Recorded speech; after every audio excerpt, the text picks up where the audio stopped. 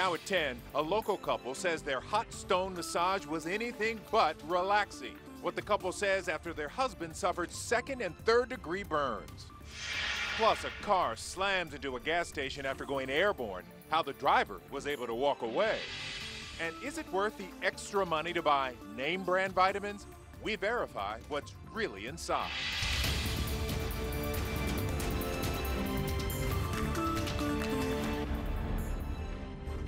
Good evening. A trip to the spa sent this man to the hospital after a hot stone massage left him with serious burns. We are talking second and third degree burns down the middle of his back. Our Lauren Tallarico is here in the studio with us with the exclusive story. Lauren? Well, Mia, before we go any further, I want to let people know there are some pictures in here that might make you a little bit squeamish. But yes, this was supposed to be a relaxing Valentine's Day gift. But one full share man says that it left him scarred for life.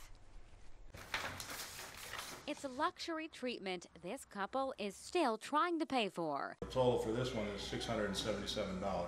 A massage followed by hefty medical bills. I wanted to get him something special, relaxing. This past Valentine's Day, Wendy Ward bought her husband Dan a couples massage at All Is Well Massage and Spa in Katy. But they say when it came time for the hot stones, And that's where things just went south, unfortunately. Dan admits it was painful, but says the masseuse didn't ask about comfort, and so he didn't say anything. It was my first time, so I'm not sure what they were supposed to feel like. It wasn't until the parking lot when he asked Wendy to take a look. So I lifted up his shirt, and all of a sudden I saw all these sores, and I went, wow, this is not good. I had first, second, and third degree burns. Medical records document the injuries that add up to $1,500. When the bills started rolling in, that's when we decided we got to talk to the spa because this is a lot of money that's taken away from the kids. It's been 4 months now, and the couple is still out of pocket. The spa released this statement in part,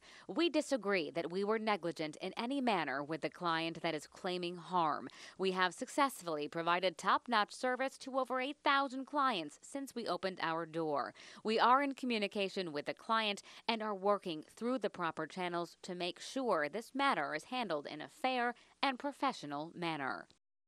Hot stones can be dangerous, and there are often medical warnings attached to them. So if you're ever getting a massage or a pedicure and it feels too hot, it probably is. Make sure you tell them, because a lot of us do think, okay, everyone knows what they're doing, but that's not necessarily right. true. And sometimes we think no pain, no gain, but if it hurts, something is wrong. Yes. Yeah, say something. All right, interesting story. Thank you. The chief of the Patton Village Police Department has strong words for the person who spray painted Nazi graffiti in his town. The swastikas and symbols for white power were found on the Creekwood overpass earlier this week. Chief Shannon Sharp posted the photos on Facebook asking anyone who saw anything to call police. And the chief says he will do this: ensure prosecution at its highest level, and that those responsible don't deserve to be breathing free air. They need to be sucking in the stench of incarceration. Funeral services are now set for an HPD officer and Harvey hero who recently lost his battle with cancer.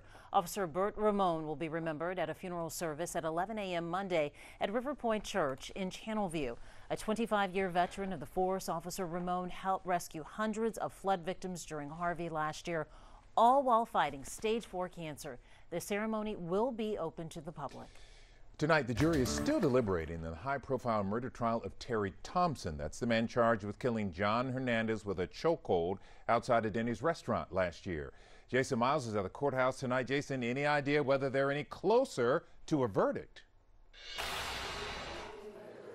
You know, Lynn, most of this building cleared out hours ago, but not here on the 17th floor. This jury broke around 9 o'clock last night, but so far, no signs of breaking tonight. Of course, they're deliberating the fate of Terry Thompson, considering about 3 things, really: murder, manslaughter, or negligent homicide. Thompson, as you know, faces up to life in prison if convicted. He's been in the courtroom this whole time with family members, while alleged victim John Hernandez's family at times have come out into the hallway to hold prayer circles and commune together. Thompson and his wife, Shauna, an off-duty Harris County Sheriff's deputy at the time, were both charged in the chokehold death of Hernandez. Viral video showed the couple on top of Hernandez during that confrontation last year outside a Denny's restaurant. We know the jury submitted a number of questions today, one of which dealt with the differences between these possible charges. Now, no word on how late the jury may go tonight. I've covered a lot of trials, and usually the judge sets some kind of timeline, but I'm told in this case the jury is pretty much deciding when they'll go home. Of course, if there's any indication they may be back tomorrow, they certainly would need a good night's sleep. We'll be watching, of course. Back to you. All right, Jason Miles, thank you for the update. And now an update to a disturbing story we told you about last week. One of the men accused of punching a woman in the face outside the HEB in Richmond and robbing her has been caught. The Fort Bend County Sheriff's Office tweeted today that 18-year-old Cameron Deal was arrested in Louisiana. The sheriff says he looks forward to arresting his 2 accomplices soon. He had full control and no oversight. Now the former city manager for Freeport is under arrest. He is accused of stealing more than $200,000 and giving himself a raise without permission. Larry Seward joins us now with the story. Larry? Mia, as a public servant, that theft charge carries a stiffer punishment, and Jeffrey Pines could get up to 99 years in prison if convicted. The former Freeport city manager is also a former Hedwick Village police captain and former Freeport police chief. Prosecutors say while he was in office as city manager, Pines stole water and utility service payments from 2 companies, gave himself a $15,000 raise without permission, and helped 2 Houston-based companies win project bids there in Freeport, then took kickbacks. In all, authorities claim Pines stole $223,000. Pines' old friend and Freeport's current mayor, Troy Brimage, says city staff discovered money missing and got the Texas Rangers involved last fall. Brimage says Pines reported only to himself and simply had too much power. And I'm not making excuses for him or anyone else, but I think anytime you put someone, you give someone that much control, you're going to have something like this happen. Well, prosecutors say it happened 8 separate times at least. Mayor Brimage told me Freeport cut ties with both contractors involved in these alleged kickbacks. Larry Seward, KHOU 11 News. All right, Larry, thanks. Tonight, most of the families separated after crossing into the U.S. illegally should be reunited. U.S. Customs and Border Patrol making that announcement earlier tonight that kids should be back with their parents by the end of the night. Meanwhile, President Trump today presented what he calls the other side of this story. He held a news conference with families who lost loved ones at the hands of illegal immigrants. These are the American citizens permanently separated from their loved ones. The word permanently being the word that you have to think about, permanently.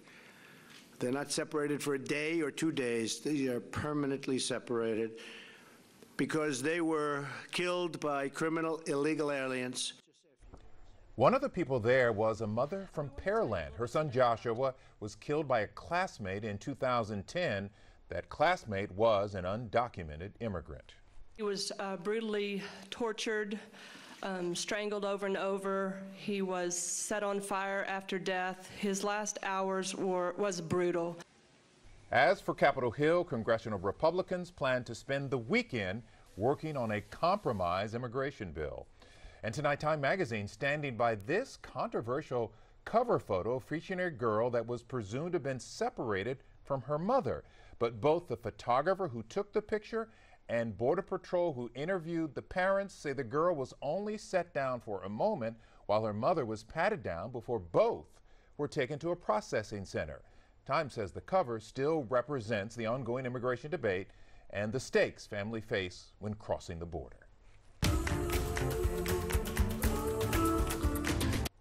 Houston celebrates 40 years of Pride tomorrow with the annual LGBTQ Pride Festival and Parade downtown. The festival starts at noon near City Hall and lasts all afternoon. Later at 8 o'clock at night, the Pride Parade rolls down Smith Street, turns right on Walker, and heads south on Milam for several blocks. They ask that you leave the booze at home. Also, no glitter, glass containers, pets, bikes, or drones allowed.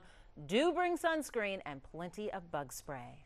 Well, that's because the rain is out of here and it is hot and steamy all over again. Cheetah is in for David tonight. How hot will it get this weekend, Cheetah? Guys, tomorrow, it is going to be dangerously hot. It was today. Check it out tomorrow afternoon. We're talking temperatures and tracking in the mid to upper 90s. Heat index values up to 105, so very similar today. So what I'm tracking for you for tomorrow, hot, and get this, winds are going to be gusting up to about 20 to 25 miles per hour, so breezy for your Saturday as well. Stray shower possible on Sunday.